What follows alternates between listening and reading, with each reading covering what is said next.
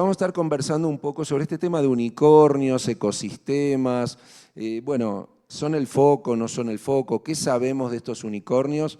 Y para eso nos vamos a apoyar en un reporte que publicamos Prodem recientemente y que vamos a estar justamente viendo qué podemos aprender sobre estos temas. La relación, no los unicornios como fetiche, que muchas veces es lo que vemos que ocurre, sino empezando a rascar en profundidad, es un esfuerzo de 2 años de trabajo, qué es lo que podemos ver sobre la naturaleza de estos unicornios y su relación con los ecosistemas. Así que, Bruno, vamos a charlar un ratito, ¿qué te parece?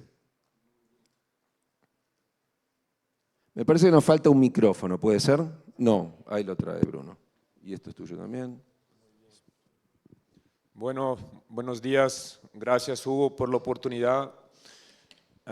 Bueno, nuestro objetivo va a ser hablar justamente entonces de ese fenómeno de los unicornios latinoamericanos, ¿no? Y la relación pues con el ecosistema de lo cual vinieron, ¿no?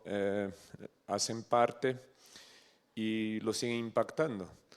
Nos vamos a apoyar entonces en el reporte, que en mi opinión lo leí 2 veces, ¿no? Cuando me enviaste y ayer después de ahí de la fiesta. Y yo tengo una impresión muy positiva porque aunque hayan muchas noticias y yo particularmente he participado y soy muy cercano de algunas startups que han logrado el estatus de unicornio, entonces gente de nuestra relación, y esos unicornios están muy cerca también de la práctica de Open Innovation y tuvieron muchas adquisiciones de startups de nuestro programa, entonces tengo también la visión del otro lado, pero no tenía muchos los insights que sacaste en el reporte, ¿no? Con Prodem, todo el equipo, que son muy novedosos, son muy fuertes, y entonces me gustaría pues que habláramos un poco de esos insights, ¿no?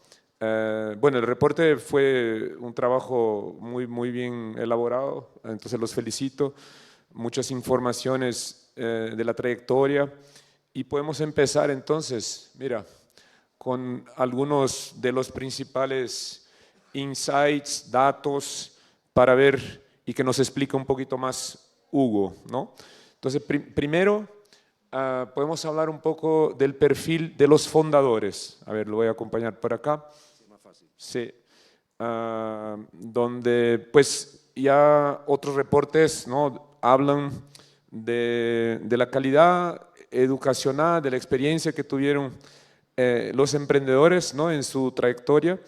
Entonces, yo creo que la primera pregunta, si nos puedes explicar un poquito más, Hugo, si existe, ¿no? Un perfil típico de fundador de unicornio, si hay ciertas condiciones que todo emprendedor debe reunir o trayectoria a recorrer si quiere convertirse en un fundador de unicornio. Sí, esa es una pregunta clave, la verdad que en lo que nosotros estuvimos investigando y comparando en paralelo con estudios a nivel internacional, en particular el que tiene que ver con el libro de Super Founders de un inversor norteamericano que es Ali Tamasev, pudimos comparar esta información. Y lo que nos muestra esta investigación es que, por lo menos al día de hoy, los unicornios latinoamericanos, yo no sé si podemos decir que tienen que recorrer un caminito formativo, pero uno ve un sesgo muy marcado que nos habla de gente con una acumulación de capacidades y contactos muy poco habitual, yo diría extraordinaria, que entonces le da una potencia a sus emprendimientos, tanto desde el punto de vista del negocio como de su desarrollo y financiación, una característica muy atípica que nos puede, bueno, justamente indicar qué capacidades hacen falta, etcétera. Pero yo lo que quiero destacar, que lo que veo en esta slide, es que hay una tendencia muy fuerte a haber estudiado en universidades top 10 del exterior. Entonces, cuando uno ve que hay, como ven ustedes ahí, esos porcentajes tan altos, 71% de las empresas tienen al menos un socio que estudió en una universidad top 10 del mundo, y uno ve qué interpretación le dan en Estados Unidos, donde uno ve que con 34% de CEOs de unicornios estadounidenses que estudiaron en una universidad top 10, eso lo lleva al inversor y autor de Super Founders, Ali Tamasev, a decir, más allá de la fascinación, espero que las futuras generaciones de unicornios provengan de extracciones sociales más amplias, que tengan perfiles de género más amplios y hasta perfiles de raza más amplios. Lo que nos está diciendo es, provienen de un núcleo muy selecto de la sociedad, y eso con el 34%. En América Latina, donde no estamos en Estados Unidos, sin embargo el 64%, el doble, tiene ese perfil. Quiere decir que todavía es un fenómeno más sesgado todavía. En la medida en que eso quede reducido, que para tener esa potencia de capacidades y contactos tengamos que tener esas características, bueno, vamos a tener un juego más pequeñito y con menor impacto. Ahí queda una pregunta, si es por la formación, la capacitación, o si es por la red de contacto que tiene. Las dos cosas. Las dos cosas. Porque no cualquiera accede a estudiar en Stanford. Y obviamente que pasar por Stanford es muy relevante, pero no podemos pensar que todos los emprendedores tengan que irse a estudiar a Stanford tampoco. Quiere decir que también tenemos que repensar nuestros sistemas educativos, bueno, varias cuestiones sistémicas para que esto tenga esa naturaleza. Y aún, no, todavía en el tema del perfil de los fundadores hay también dos datos muy interesantes, que es la experiencia previa en corporaciones o de haber trabajado también otros emprendimientos antes de su unicornio. Bueno, esto abona en la misma línea en lo que tiene que ver con la importancia de la experiencia previa, porque poco más de la mitad fundó otra empresa antes, muchos trabajaron en corporaciones multinacionales o en lo que se denomina empresas de marca, brand companies. Entonces, este perfil lo que nos está diciendo es, en ese recorrido van tejiendo contactos, desarrollando experiencias muy valiosas, y que entonces, bueno, se va armando un túnel en términos de qué perfiles son los que tienen la capacidad de llegar a, bueno, en buena medida a la ruta donde se encuentran con el Venture Capital, que es un alimentador muy importante, ¿no? No, muy bien, muy de bien. recursos. Sí, bueno, después otra duda, ¿no? que existe, y más ahora, ¿no? con todo lo que está pasando con el Venture Capital, acerca de la solidez de los unicornios, ¿no? Algunas publicaciones, ¿no? como The Economist, ha cuestionado la solidez de muchas de esas empresas a nivel internacional. ¿A qué medida se aplican estas críticas a los unicornios latinoamericanos? A ver, hay dos fuentes de datos ahí. Por un lado, nosotros cuando elaboramos este reporte conversamos con gente del mundo del Venture Capital, conversamos con gente de instituciones, bueno, distintos perfiles, inclusive conversamos mucho con vos, Bruno, y la impresión que nos devolvían era que, en particular desde el mundo de los inversores, que en América Latina no hay tanto ni esos perfiles de ojalá el día de mañana este es un unicornio y que no tengan modelos de negocio bien aterrizados. Y por el otro lado estaba esta cuestión que los datos de ventas nos hablan de que hay una validación de mercado importante, ¿no? Es decir, si ahí vemos qué porcentaje ya tiene ventas por arriba de 100 millones de dólares, podemos ver que no son sueños o ideas que se convertirán ojalá en unicornios si le apostamos, sino que ya tienen bueno, reconocimiento de mercado fuerte. No, muy bien. Distinto tal vez entonces de algunos unicornios estadounidenses que llegan a unicornios sin facturación. Los latinoamericanos en general todos ya tienen cierto nivel, ¿no? Y eso también se puede ver en la capacidad de generar empleos, ¿no? Sí, sí, más allá de que recientemente, en los últimos meses, en varios casos hubo fenómenos de racionalización, de despido por sobredimensionamiento, lo cierto es que, bueno, la cantidad de empleo que generan es realmente muy elevado, como esa gráfica muestra, es así. Muy bien, entonces el gran grupo ahí de 1000 a 5000 empleados, ¿no?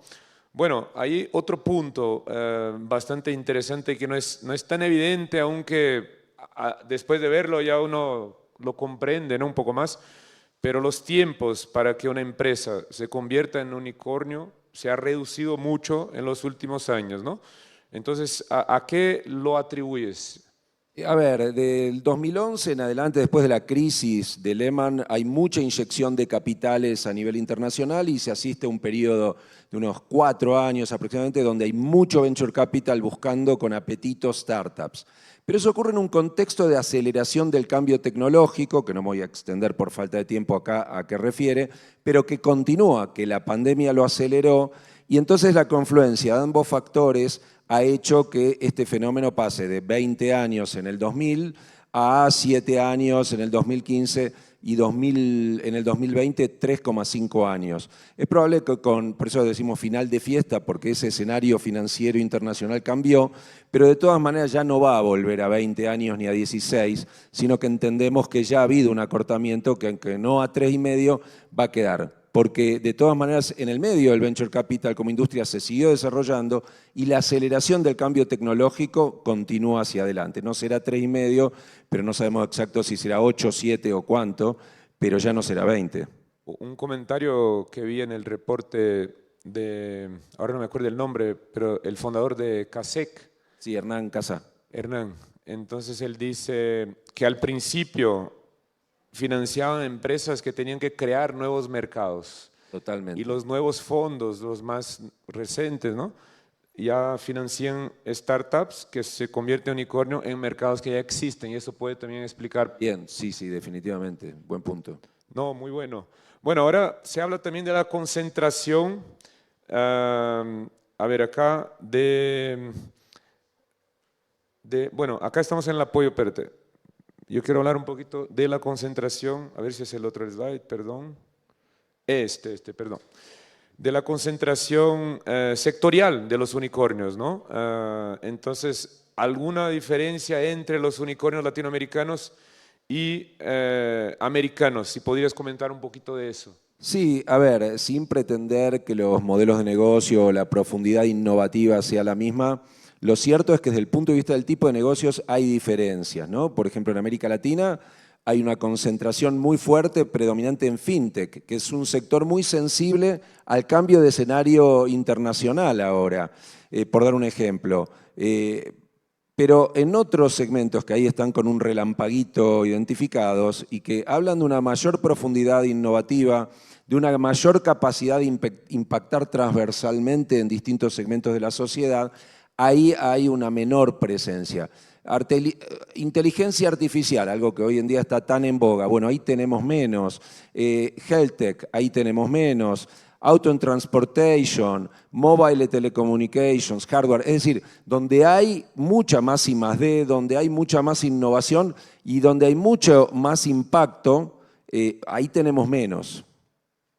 Y también mucho menos patentes, ¿no? Sí, sí en Estados Unidos hay una discusión importante entre los que dicen, bueno, pero las patentes no es algo que es relevante en este juego. Pero hay otros que dicen, no, cuidado, porque hay muchas corporaciones que podrían verse muy tentadas, no habiendo patentes suficientemente en Estados Unidos, donde los unicornios, el 70% tiene al menos una patente, y dicen, sin embargo, es muy poco ese nivel de protección que tienen, y eso los puede volver vulnerables ante adquisiciones que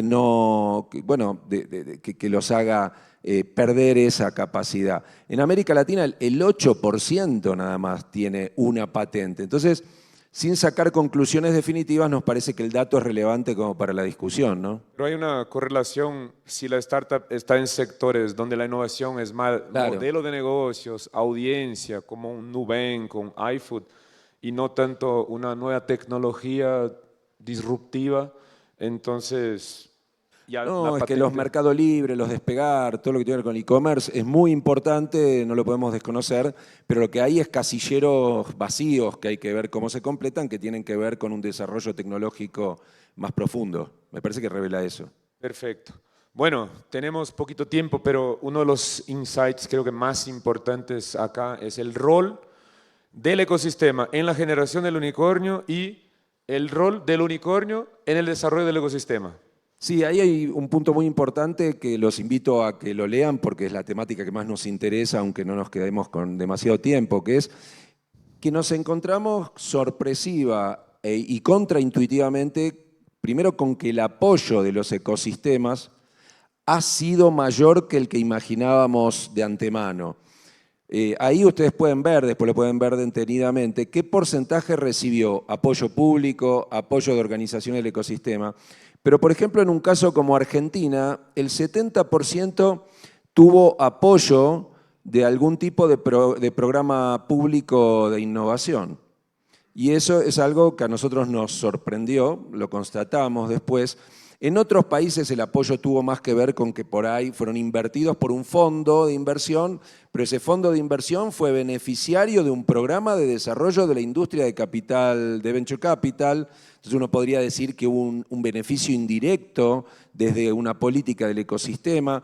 Después hay organizaciones que se destacan dentro del mundo del ecosistema porque le ayudan a las empresas a entrar en algo fundamental, que es la ruta que los conecta con las rondas de inversión, que son una fuente de alimentación muy importante para llegar a ser unicornio y sin el cual no llegarían. Entonces, organizaciones como Endeavor destacan en este recorrido. Pero entonces ese apoyo sí está. Y bueno, algo que también, para ir cerrando, es muy relevante desde la perspectiva estratégica, es entender en qué medida los unicornios están contribuyendo al desarrollo de los ecosistemas que los vieron nacer. Y ahí, muy brevemente, lo medimos tanto desde el punto de vista de los emprendedores de los unicornios como de las empresas. Y lo que los datos nos permiten ver es que la mitad de los emprendedores están aportando a sus ecosistemas, por ejemplo, como mentores, por ejemplo, fundando fondos de inversión o invirtiendo personalmente. Así que, y hay otra que acá veo, está sintonizando, que empieza a ocurrir que algunos unicornios de nueva generación tuvieron apoyo de unicornios de generaciones previas. Entonces, eso es un fenómeno bien interesante porque hay que dimensionarlo en el tiempo, qué tan sostenible, qué tanto impacto genera, pero nos está hablando que ya generacionalmente los unicornios están impactando, antes nos preguntábamos si fueron impactados por la contribución del ecosistema, ahora ya vemos que están contribuyendo a sus ecosistemas. Y yo creo que se puede decir también que aunque no llegaron a estatus de unicornio, la primera generación de fondos son de emprendedores, ¿no? Muchos emprendedores, y que tuvieron incluso un poco más de éxito de los fondos que no fueron fundados por emprendedores. Eso para investigar después. Sí, inclusive me hace acordar algo que la primera vez que viajé a Israel me decían los inversores de algunos fondos. Yo les decía, pero ¿cómo hacen ustedes para invertir en empresas en estadios tan tempranos, a veces en base a un PowerPoint? Me decía, porque nosotros ya pasamos por eso, porque a diferencia de en otras latitudes, nosotros fuimos emprendedores tecnológicos antes. Y está empezando a pasar un poco esto en América Latina también. Perfecto, perfecto. Bueno, se nos acabó el tiempo. Hay un último comentario acerca de la concentración de unicornios en ciudades, regiones. Entonces eso también pasa un poco en Latinoamérica con San Paulo, Buenos Aires, Ciudad de México. Pero los invito, pues entonces, ya finalizando acá, no sé si tiene el link de la descarga, pero en el site de Prodem. Sí, en www.prodem.ungs.edu.ar, ahí lo pueden descargar y acceder. Perfecto, muchas gracias Hugo y te felicito No, ahí gracias. por el reporte. Muchas gracias, Bruno.